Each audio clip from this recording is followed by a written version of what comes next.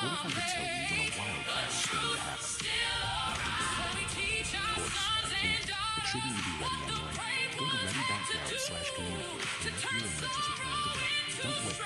Hello everyone, it's your boy Kurt Franklin. I'm here to announce the official nominees for the Taylor Awards Gospel Music Radio Awards. This year we had an unprecedented number of votes, which resulted in 4 nominees in each category rising to the top. The nominees in our small market category are WEHA Gospel Y'all 88.7. The nominees for small market category are WEHA Gospel 88.7 FM. Congratulations on your EHA Stellar Award nomination. I'm very, very excited about it. Congratulations, WEHA, on your Stellar Awards nomination.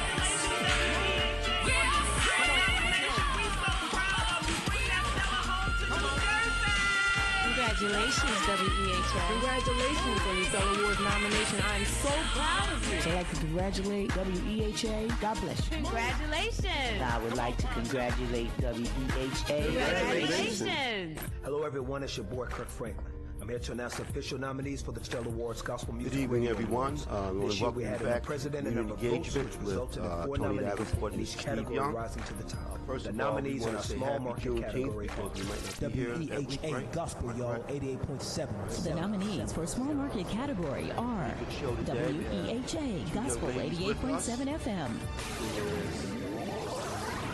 Congratulations on your EHA Stellar Award nomination. I'm very, very excited about it. Congratulations, WEHA, on your Stellar Awards nomination. Congratulations, WEHA, on your stellar nomination. We so proud of you. Bring that stellar home to New Jersey.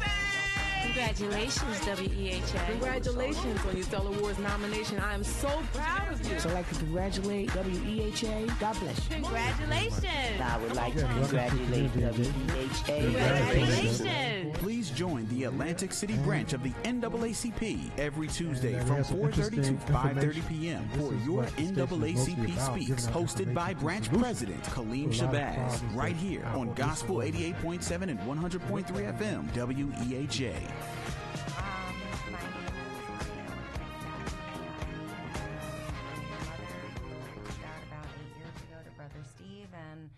Tune in to Kingdom Conversations with Reverend Collins A. Days of Second Baptist Church of Atlantic City, Mondays at 5 p.m. right here on 88.7 FM and 100.3 FM, WEHA. And check out the video on demand on our Facebook page and YouTube page. We have gospel. Of a lot of things. Check it. All you hear about is the cars and the ice. Money in the house. President and the founder, and Monique has been in this with me since day one. So yes, she it's is. Been a minute. Yeah, this is our baby. This is our Yes. project, and little by little, it's formulating. So how's it going? How many schools have you guys gone into? So Ooh, we've gone into a lot. Yeah, it's been a lot. We've gone into a lot, including our own. Yes. Yes. Our own has actually been very generous after they saw the diligent work that we put into learning the rights of parents alone and how to properly rebuttal these schools. Yes. And it's like you're in a room full of them and their staff, but you as a parent, you're emotional because you're already there. You want the best for your child. And you get the when you walk out, oh, I should have said this or I didn't ask that. So that's what advocacy is there for, to make your voice heard when you're too emotional to speak in your own case. Somebody else steps in. And I'm one to never shut up. I always talk. But I will tell you, like I had to tell Brother Steve on a phone conference today, Brother Steve, I can't do it. It's involving my kids. Like I learned how to say, I can't do it. You know when to step away. Exactly. And when it comes to me personally is when I step away. When it's other people, they can't shut me up. Yes. So. Yeah, most definitely.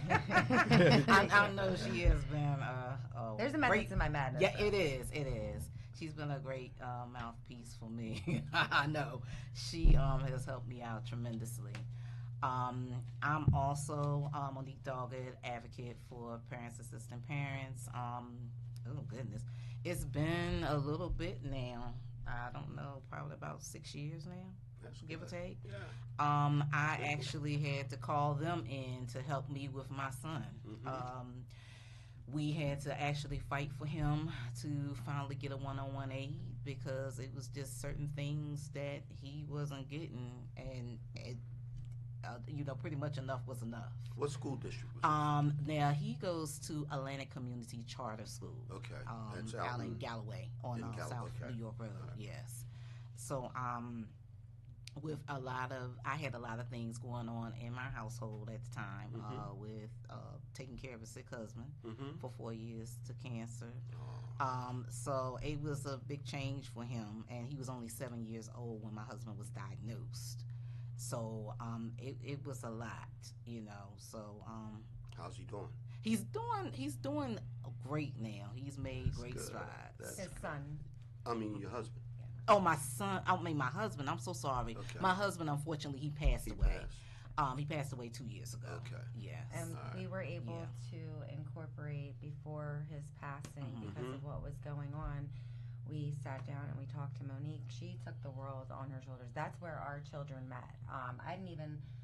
Steve and I didn't even realize that his grandson is actually best friends with our 3 kids. Until 2 years, even with us working and him advocating for my own kids. So Monique, she's a very humble person. She does not get the flowers that she deserves. She was going through a lot, since I met her, she's been taking care of her husband, and at one point we knew, the turn was not going to go for the best, and we implemented that her son start receiving therapy at school, which... How old was he when your husband passed?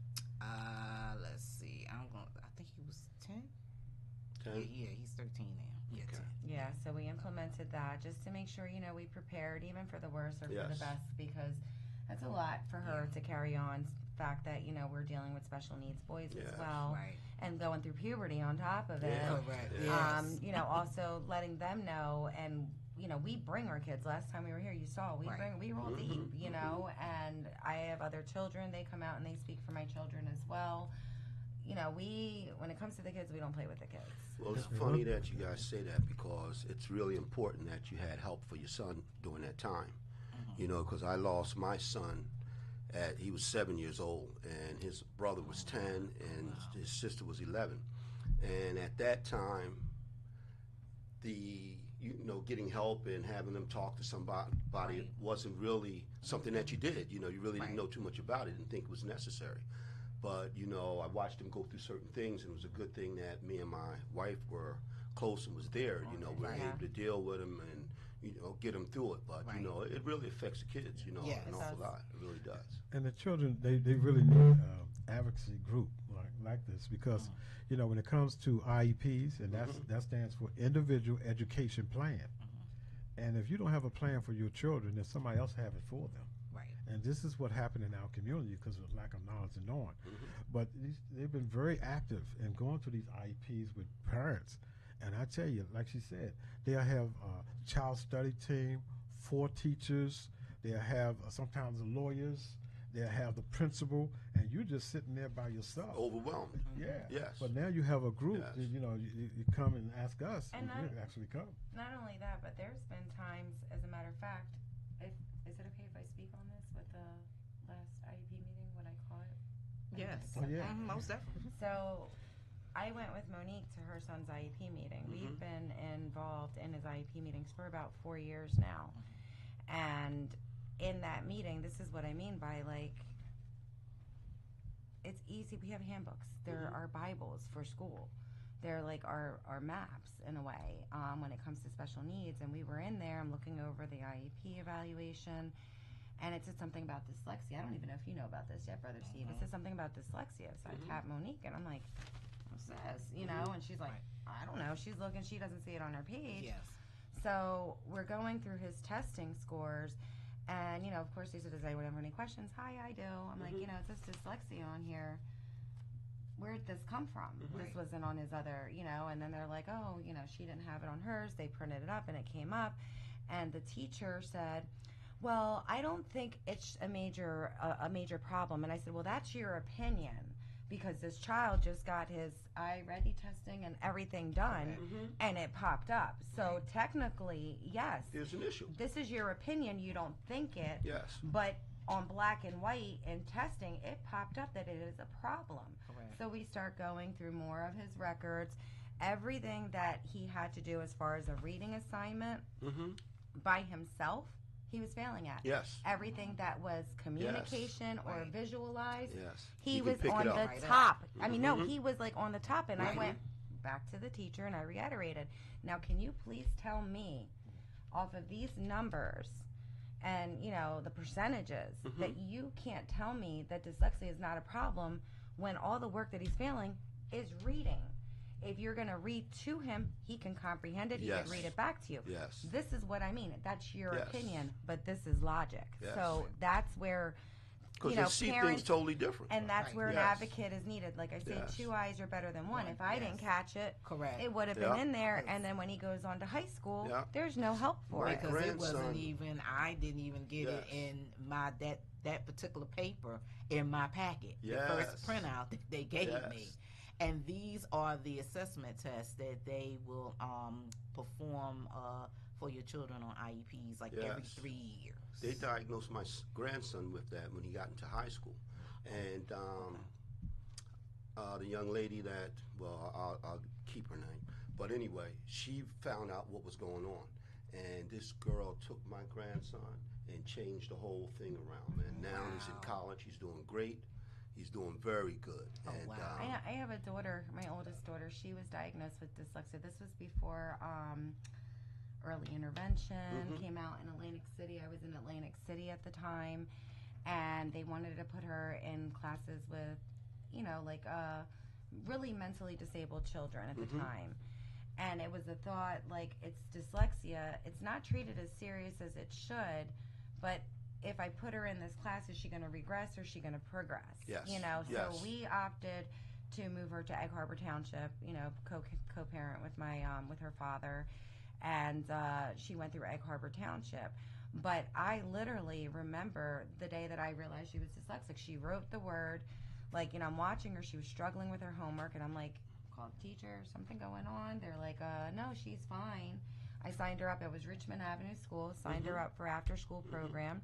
2 days later, a new teacher calls me. I think your daughter's dyslexic. And I said, how did you figure that out?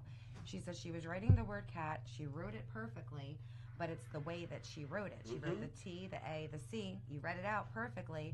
And I said, okay, now what? Like, you know, so it wasn't as serious as when you're dealing with IEPs and autism. But back then, those words weren't used either. Yes. So now you have a lot more diagnoses of autism, Asperger's, ODD, a nonverbal. Like you see these, look on the news, the mom putting a camera on the child's head. It's bad enough this child is trying to stay up with his classmates and so forth. So advocates are definitely needed. I mean, we will go anywhere. We don't charge money. We are just parents that want to help assist you, let you know your rights, and when you're done, help us help another parent. Correct. Well, it's funny, Steve, because I was trying to get him to call in. His name is Mark Santinello. He's a guidance counselor at North Main Street School, and that's where my wife is working at. Yeah, you were telling me And about that. they deal with, you know, my wife's a one-on-one aide, and it's always been with an autistic kid or, you know, something of that nature, nonverbal, a lot of them.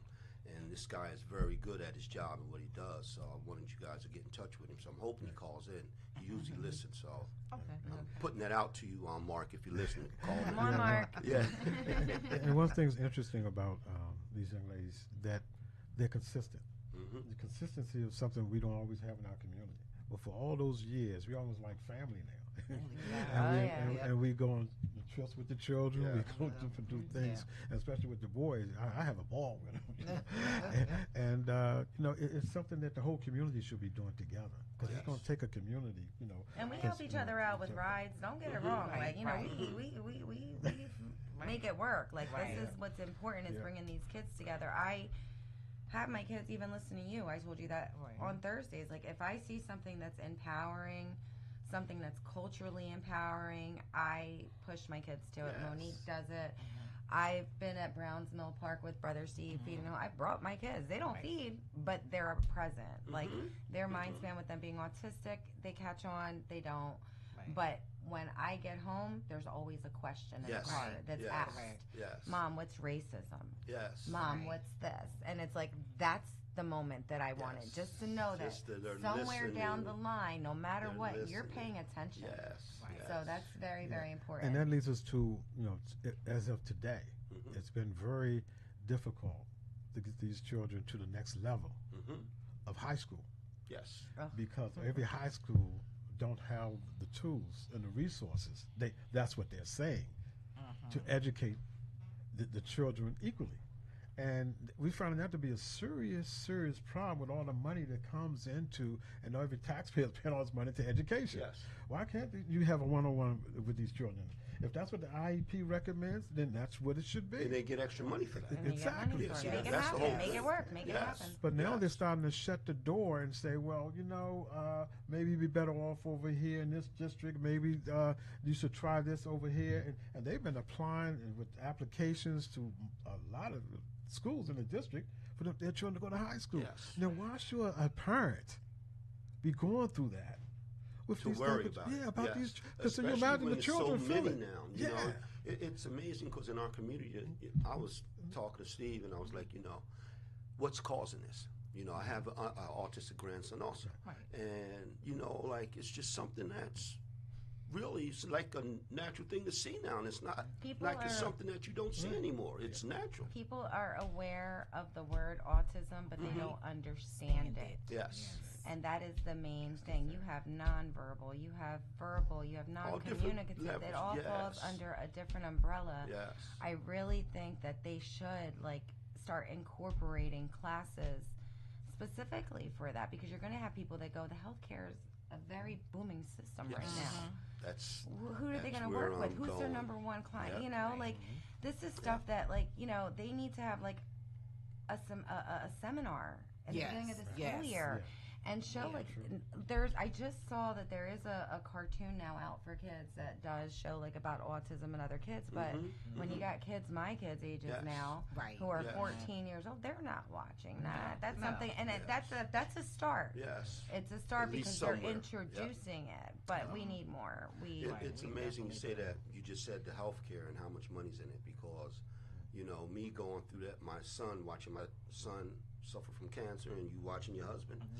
Those doctor bills that come in. You got that right. It was crazy. So you understand is that there's a method to this madness, something that they're doing because they're making money off of this stuff. You know what I mean? It's a lot of money being put into the healthcare system, and it's a constant money maker. And the thing about it is, if you have a child who is mentally disabled or autistic and they need medication and so forth, they'll take your money for it, but they won't. When you need somebody to go to an IEP meeting for you and you Google it, it says solicitor, a lawyer. Who can afford a lawyer for every IEP meeting? You can't do it. And I'll tell you, it's sad because just when we say, okay, no need, we could take a breath, we could just chill and relax. Something else. We just got 8 years under rep at my school. We just got a good team of teachers together. We fought. We did everything. Now it's time to start all over again. For another 4 years. About high school for you guys, what is, because I know me and Steve was talking about, I know that's the issue. So, what do you guys plan on doing? Living on a prayer right now. Living on a prayer, living on the aspect of our good deeds. God will bless us. Right now, we're not giving up. We're calling schools. You've applied to other schools already? We've applied to other schools. We're just waiting for the right teacher to have empathy, or the right person to say, you know what, bring them over here. We will implement the services. We're willing to do it. It's a whole different line of, you have the social aspect of it. My kids are going to Seeking schools. The majority of the kids, whether I put them in ACIT or wherever I put them, they're going to be going to the school with the same kids. I'm trying to get them a little bit further, maybe where my ex-husband is, like Cedar Creek, that way. It's a mutual area where if they do develop social skills, which they have them, but they're not, they go away on the weekends with my ex-husband. So the friends that they make out here, they kind of fall off because they're over there. So it's like, it's a lot involved when you're dealing with a child on the spectrum. It's a lot. Like right now, their best friend is Monique's son. And when Monique, her working, we're single moms, it's hard. It's very hard. Yeah. So and now you got to worry about getting them into high school. That's getting them into high school minus, when we fight for their services, when we, disagree, becoming targets, they become targets. The bullying starts again. Then everybody starts to know their diagnosis, and then they're kind of shunned again. And it's like, well, wait a minute, and it's like, we just want to go in peacefully. Look, we implemented this, their 8th grade IEP. What's so hard about taking it? And we don't have to make a whole big announcement. It's just amazing that that's an issue. Like, I never thought of it until Steve started telling me about it. But you can't think of it. You live it every day. It's different. It's different every day. It should not be an issue with having the kids going into high school, and being that, like I said, it's so prevalent right now. It's not like you only have a few kids. You have enough out here to have a section of a school just for them. Like even it's just, we were saying, life skills. Learning a trade or something like that, because we have to equip them, because you're not going to be around all the time. Our days are numbered also. There's got to be, after high school, there's got to be something in place. I know they have Cody in Egg Harbor City, and I think that's for mentally disabled. I may be wrong, but I believe, if I'm not mistaken, it helps like people that are recovering, and it gives them a job. But Talia was here before with us. She's another co-advocate. And, her son goes to daycare. There's limited things. Like, if you get her son into a repetition where it's like just putting tape on an Amazon box, if he can do that for 7 hours, he can earn a paycheck. They just showed a couple that's opening up a school. Me and my wife were watching it. I think it was about 2 weeks ago. And they raised, I think it was over $10 million, and they're building a school. I don't know whether it's in Chicago or Kansas City, but it's only for autistic kids. Did you see it? We were just talking about on the way here. We said, you know what? We can get 20 children together in this county, and with the amount of money that's coming through the children, we can start our own school and deal with independent living and those type of skills, because they at another level now. They already know how to read. They know how to write. You know what I'm saying? So when you know those 3 R's, then what else is there to do? But independent of how to live. Another thing that we've done our research on, and we thought about, because the algorithm, how the phone picks up what you're like looking at. So I look at a lot of like stuff, and I was talking to Talia one day, who is another co-advocate, and I'm like, I'm seeing a lot of stuff that I have like my own little folder that I send my stuff to, like for when I want to go back to IEP meetings or information. And I'm like, where are these people were when we needed them, And come to find out, there are other PAPs, there are other USs out here. They're in California, they're in North Jersey, they're in Phil, they're far, but nothing in Atlantic County for support wise. And if there is, it's not being announced. Can you do something real quick? Can you give your name and a phone number where someone can get in touch with you? Because there might be other parents out there that are listening. I can actually read you our mission statement. Yeah, please do that, and make sure you give the number to the owner. Sure. Go ahead. You first. Okay. Yes. Our organization is Parents Assisting Parents, PAP. We're here for guiding, supporting, growing together. Who we are a nonprofit supporting families of children with special needs through guidance, resources, and community.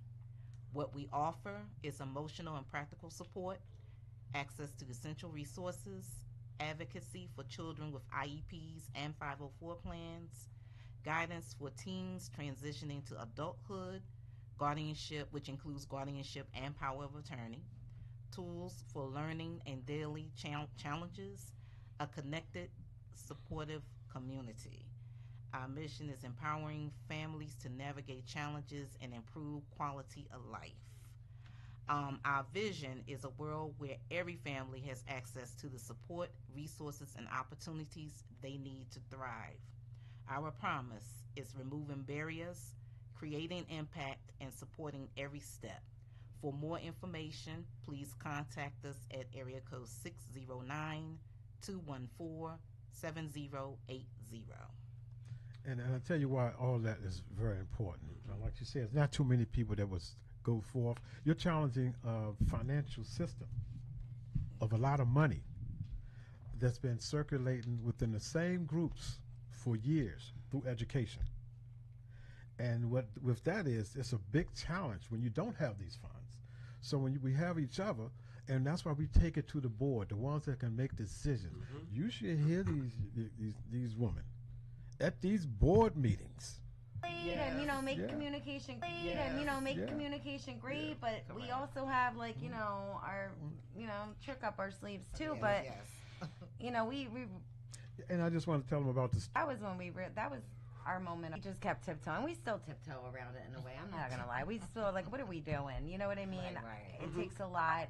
Our village is very well supported. My pastor, like I said, my first lady, Steve. It started with my children, and I can't leave it alone. It's you know what I mean. There's other kids, so I got wind of a Facebook group, Let Joseph Stay, and it was about a little boy who grew up in Ventnor, Margate area. I grew up in Margate, Ventnor area, so you get a little, who's who and whatnot.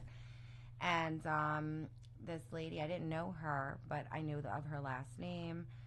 And she made a group page that her son was getting outsourced for 8th grade. He had one more year left because they didn't have the tools. Same thing that they don't have for my children or Monique's children. The tools to teach him. He's overly educated. They can't do anything anymore. And I'm going, Ventnor out of all places? When did you guys go broke? When did that happen? And I'm like, I know I lived in Margate too, but went to school in Margate, but I know Ventnor had money. Oh, yeah. Yes, they didn't have anything else to teach him. He's to the point, that's it. We can't do anything else for him. Let's take him to Galloway where they can keep pushing him. But this kid started preschool there. His sister, his siblings, they were all there. His cousins, everybody was there. And, it was the bullying. It was a lot of it. And the mom took a stand. She had the resources. She hired a lawyer, started this page. I caught wind of it. And, as a special needs mom and autistic, I'm automatically oh, no. What are we going to do? Yeah. Call Steve, hey, can we help them? And he was like, absolutely. So I reached out to the mom. And I say this with a grain of salt to anybody. And I always say this because when I walked into my Board of Education meeting at my school, they've never seen that much black and brown in the building. It looked like a Black Panthers reunion. They were just give her what she wants. So now we're going into Ventnor. I'm what you call a Cracker-Rican. I don't speak any Spanish, but I was, raised in, so I made my own ethnicity. I'm just me, So I go and I tell the mom, I'm like, listen, we want to help. The more the merrier. They'll see that you have a support team, have your family there. She says, yeah, they plan on being there. And I said, I just want to warn you, you're going to see a lot of different people, cultures there. And she's like, well, we don't want this to be, I said, she's like, we're not really, because the family, they have mixed with Chinese, but it's very little Chinese. And I said, it doesn't matter. It's not about you being white. It's about your child being autistic. That's exactly. A whole different race right there. Forget the black, white, Spanish, Chinese, whatever. We're in our own category now. We're autistic, ADHD, all that stuff. So we ended up going. They tried to lock the doors on me. I had to get another co-advocate's wife's daughter to come stand by the door. And once they saw they weren't locking me out, they were just like, "We'll let you back in, whatever." It was horrible. That was we spoke. People came after, and I remember one lady came up to me, elderly woman, and she said, "I saw you. Every time you went to the back, you brought somebody else with you. You kept letting them in." And they were just so thankful to see us there. We had people that were dressed in their garbs and Muslim community and, Spanish. We had our kids there. We bring our kids. This is you. This is your life. We're teaching you your rights. And I know you're listening. I know you can hear. And I know when the time comes, you're going to be able to advocate for yourself. Because we brought you around it so much. So the mom won the case. The little boy got to stay. Joseph got to stay. So kudos to the school for making the right decision. The reason why I brought that up, because like you said, it's what we have in common. And it's about the children. So we going in a white district white town in Ventnor, advocating for white youth They and weren't their expecting families. that. Yeah. They weren't And we're expecting majority black, and we Yes. were very professional, calm, cool, and collective, and they understood that they could not do what they said they was going to do anymore, and they had to make a decision right then and there that he was not going to leave that district. This little boy spoke on his own behalf. He's talented. Yes.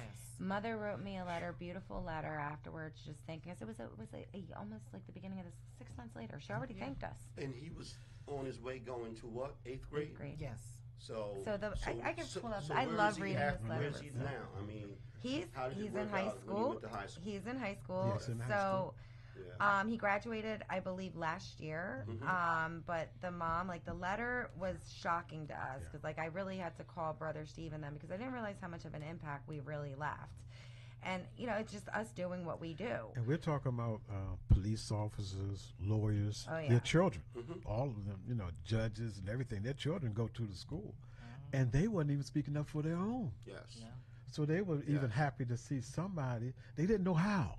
We Yes. take it for granted that a judge, a teacher, them know how. And we to didn't ask them fight for for nothing themselves. afterwards. We Nothing. just walked by, thank God your son got. That's So it. Mom did reach out to us. This was like what the board meeting was like in March, August 3rd, 2024. I read this before, but it's still, so this is when we're like, okay, we got to do something with this. We're actually, it's helping.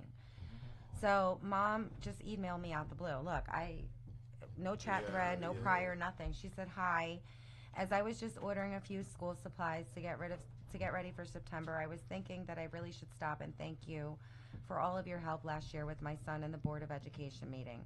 I feel incredibly lucky that you and your group came out to help us in our most desperate hour of need, and I know that it made a huge difference in his outcome. He had a great school year, and we had made some progress with how the administration deals with kids in special education. There's still definitely a lot more work to be done there, but they wouldn't budge an inch before. She goes on to say that Joseph had one of the best school years yet and played several sports. This is where I get all like, I'm sorry, it's the mom in me. And he played several sports with goals of making even more teams this year, which he did. Thank you so much for your involvement, knowledge, and advocacy. I truly don't know where we'd be without it. Please let me know if I can ever return the favor, and I hope you and your family enjoy the rest of the summer. We also just did a interview. Talia spoke with a woman by the name of Autumn for the AC Focus, and she just did an interview on us. So she asked if we could pass on the information of the mother who wrote that. I spoke to the mother. She said absolutely. So, you know, it just feels good to know that we're not alone, number one. We were on the phone with a parent 2 days ago. Another case fell into our lap. We were just at a Board of Education meeting last minute yesterday. That's good. And one of the things that the mom said that struck out to me yesterday and today when we spoke with her, because we actually got the meeting with the superintendent, when she first started talking, she's like, I just got his number, meaning Steve, because I was talking to somebody and I was ranting, and I'm just like, you know, I don't know what to do. And they said, call this guy. And I said, stop right there, pause. Welcome to the club. I said, because that's how we got his number. And ever since then, and then last night, today we were on the phone with her, and she's like, you guys spoke so good. They weren't listening to us. Like, I think, she's like, I didn't speak yesterday because I just felt like everything was all over. I said, that's why we're there. I said, that's why when it comes to my kids, I shut up. And I just wanted to mention, you know, that came to us. We didn't go to it.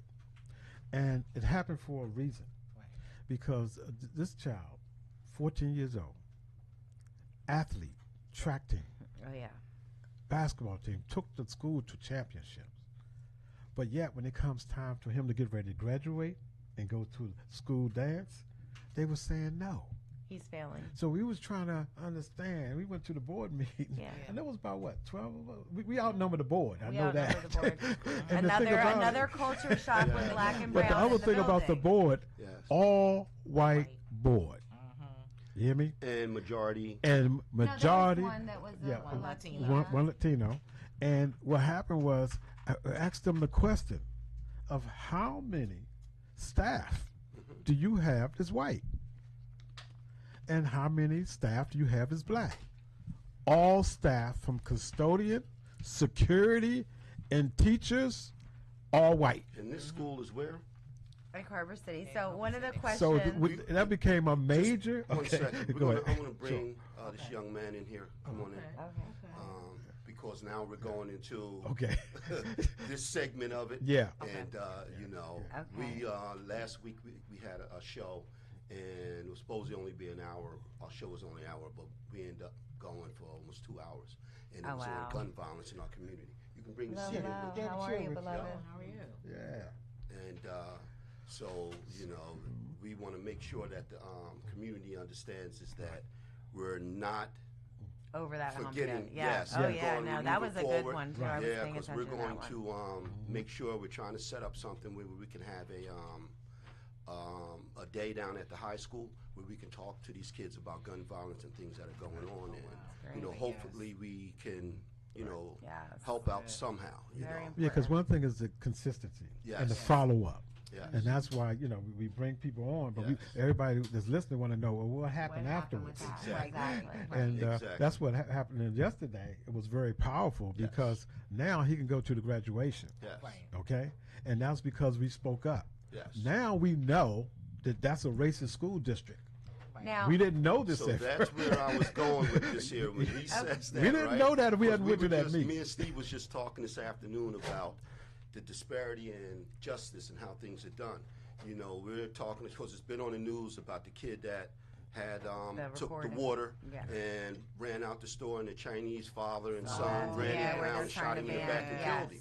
And he got off free. He got off scot-free. No jail time.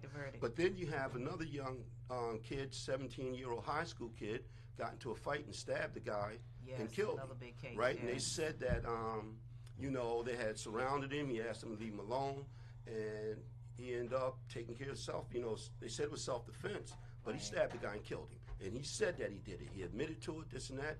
He said he was scared. He asked them to leave him alone, and they didn't. And he ended up stabbing him. He got 35 years. Now, this is a young kid. So the disparity in the justice system in our community is, you know, it's crazy. And it continues to happen. It's even happening here. They don't want you to ask questions. They want you to follow the leader, just follow and not question. Like, you can't do that. Yes. It was so funny. I just want you to know, I met this gentleman right here. I saw him at the, I like your shirt. What was it? They had the nonviolence thing at the in Pleasantville last week, and I'm looking at him. Drop the guns. Yeah, so I'm looking at him like, I know you from somewhere. I know him, and I couldn't figure it out. And he said, no, it was over here. Come to find out, it was a march that myself and my pastor organized from Pleasantville High School all the way down into the park, right? Yes, because of us, them trying to take the kids away. You know, trying to take the white kids out of Pleasantville High. You know, so that's how. I just want to add on to this young man over here because he went to Washington with us. Come over here, man. So when it came to nobody wanted to stand up with the residents of Standing Homes Village. Yes. He helped us organize a bus to go to D.C. to meet with HUD representatives, to meet with at the Capitol with the senators and Congress people. This man was with us through thick and thin, and we had mostly women and children. Yes. But he is a strong, I would say he's a strong Black Panther. Introduce yourself. Introduce yourself. You know, tell them a little bit about you and what you've been through. Hey. My name is Goldie Boone around the world. I was born with the name of Cornelius McCord Boone. I didn't know this until 77. It took me 77 years to get my birth certificate. When I acquired 77? Yeah. Oh, you don't know? Steve know. Yeah, I'm telling you, you don't know who you have next to you. You're about to find out. I'm almost 81 years old. Right. Oh, my goodness. Nobody beat me doing nothing. I could beat you on spades. I beg your pardon? No. He's ready, you see? Yeah, right. What it is that ever since I was a baby, I've been fighting. I fought for my life. When my mother was being treated by the midwife, they said I took my hand and put it around the umbilical cord and put it over my head so my mother wouldn't die nor me. Wow. That was a gift to my mom, to the community. I keep this hidden due to the fact that people don't believe it. All things are possible when you believe in God. Amen. I came out the womb believing in God. I say that to say this. From the time of 8 years old up until today, I've been fighting for by the people, for the people, with the people. This is a reflection of Assata Shakur, better known by birth as Joanne Chesmar. She's the only woman in the whole wide world had a bounty on her head by the United States government. Ended up in Cuba. Yes. She wound up in Liberia first. They gave her up. Liberia gave her up.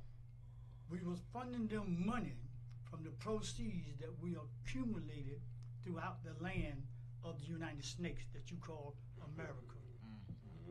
What it is was that there was Colombia, there was Cuba, there was Canada. 2/3 of them gave us up except Cuba. Cuba is the only country that allowed us to go there to be not in exile, to be treated as royalty, based upon the fact that we were by the people, for the people, with the people, in the streets. We didn't do it in the homes.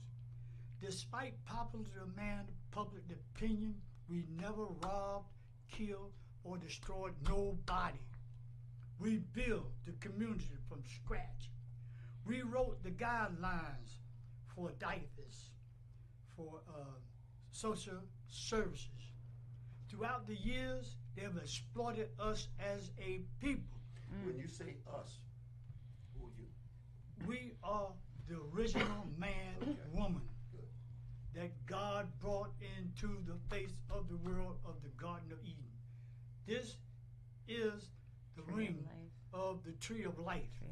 That's where Adam and Eve departed from God's principle at. You have to take my word for it. It's in every Bible that's written. The Torah, the Zeus, the Bhagavad Gita, the Quran, the Bible, the Old Testament, the New Testament, as well as any book that depicts where we allegedly come from. And then the element of the 360 degrees, which is the Masons, they came from that tree also. They used that as they mark or line of demarcation, whether they accept you or not. You have to tell them that you're traveling to the east from the west. You don't say that when you go into those chambers. You can't go through their doors if they won't allow you. These are things that they say we're not supposed to know. Guess what? God said it first. He told Joseph, Mary, what to do. Joseph didn't believe in God as Mary did. I want to stop with the biblical aspect of it and get back to what needs to be done. Before you go there, I have a major question for you. Juneteenth is coming soon, June the 19th. How do you feel Juneteenth fits into our education system, and what do you think needs to be done to make it better? Yeah, my boys are graduating on that day as well. They did graduation on Juneteenth. So they had the graduation so on Juneteenth. Yesterday at the Board of Education meeting for Egg Harbor City, that was one of what a parent, a relative spoke out about. And also with the fact that the little boy they weren't trying to let him graduate. They gave him permission to graduate, but they held all the activities from him. But I said, you know what? If you're going to do it on a national holiday, you weren't responsible for the day that it fell on, okay, fine. But make it true to its word. Let this boy graduate. Let him do the rest of his activities. But it was totally disrespectful for a mostly white school district to point out Juneteenth, the 19th, for it to be a graduation day. So you either decide to have your child out of school or have him graduate. Yes. So why would you put that in a position? Now they're going to say, since it's been exposed, oh, well, we're looking to that for next year. What happened this year that you had to continue to do it that way? So go ahead. One of the things that we have to look at is that a lot of us are miseducated. I say that to say this, is that the systems that they designed for us to follow is not accurate for the original man, the original woman.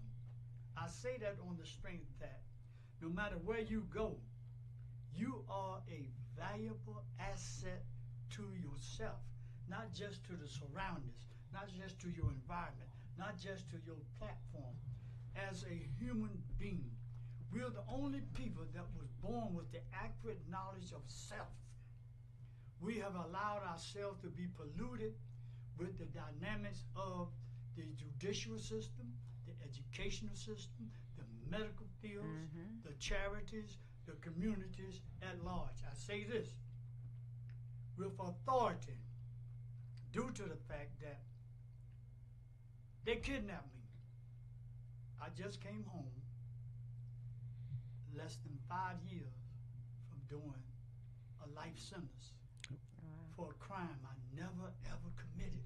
I never told nobody except the brothers that was surrounding me. Steve knew. Yes. I don't brag about it. I don't talk about it. I know why. By me not giving up the members of the Black Panther Party who I don't know, they gave me a life sentence. Let me bring you up to speed on it. 1975. We got 5 minutes. 1975, I received a call from my mom saying that my father was sick. I never seen my father since I was grown. I left home when I was 8. I've been in the streets ever since. I was this high. I could stand on the corner of Los Angeles, California, and tell you who was coming. And from downtown was 10 blocks from my house. That day, I got in a limo with diplomatic tags. I left Washington, D.C., drove up I-95, whatever that highway was. I couldn't read and write either. I'm too bad it's in mine. When I got there and I saw my dad, it was Father's Day of 1975. 3 days later, he got sick. I came back. The United States government have agencies that we know none of their alphabets. They have women of our origin that's in there. Work for them to destroy us. They want to be superior in the eyelight of the other man, the other woman that was born in them caves. Okay, I have a question because we want to get you a couple questions to you. So with that being said, right, how do we as a community, because you have a lot of knowledge, right, with all the shootings and the killings and us killing each other, our young kids, what is your take on that, and how do we tackle that situation? Steve over there laughing. You just said a word that's very derogatory, worse than that N word. We are not kids. God said we are his children. Children. You are my child. Give my child this name. I say that to say this. The school system is the first one to pass a law to take God, child out of the school. They put the word kid in there. Let me break it down to you. A kid is an unwritten backside. A baby goat, a baby cow. Yes. A pair of gloves, a dead piece of skin. Take my word for it. It's in the Bible. It's in your dictionary. The word kid didn't come into play for us until they put it in the dictionary. Look and see the date that they put it in there. That's the same day they took God out of the school. And by taking God out of the school, the communities, the people is running haywire. They don't have no base. Your base got to be God. I don't care what name you call it, it's still God. You can't do nothing by yourself. Children, your brain is the dangerous weapon you could ever possess. Your brain can stop you from dying. Your brain can allow you to escalate in the steps of society as a profitable person, as a productive individual. You build up a gun, there's consequences. Let me tell you some of them. I don't care what your age is. You're of color, you're going to prison. When you get to prison, they got thugs and mugs and pranksters that call themselves gangsters. You got these, Lord, please forgive me. You got these guys that's in charge of certain gangs. They're going to misuse or abuse you. You running around in here in this society with your pants down, you know where that come from?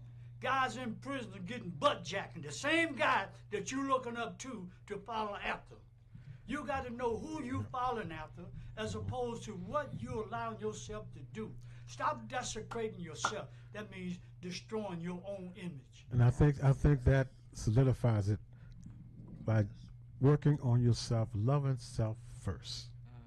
If you don't love Gospel yourself, 88.7 how can you love your mother? WEHA. It's more than music. It's ministry. Because you don't have no love for yourself. So know self and love self. And self-preservation is the first law of nature. So I didn't want to cut you off, but we've got to wrap it up. Yes. But I want to say one thing about this man. He's one of the lifers that got out of jail. Wow. There's still lifers in jail.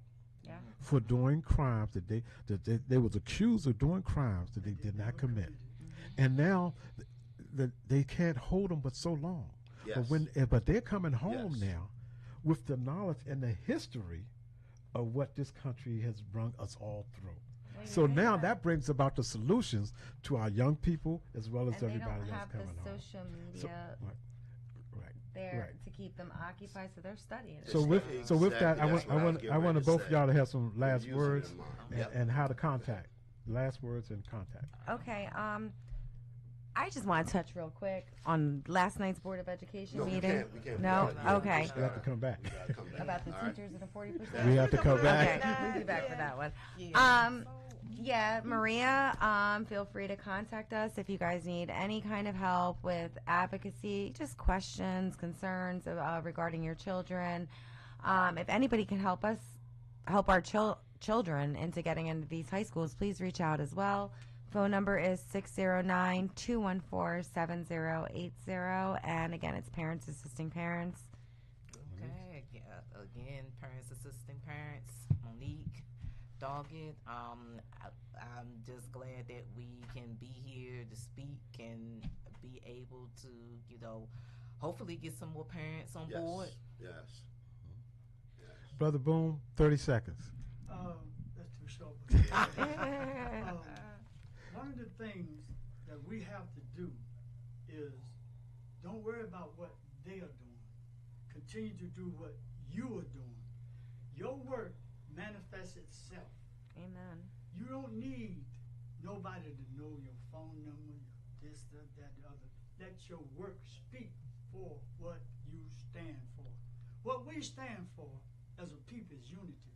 I don't know how we got divided to be conquered, but we're being conquered every day.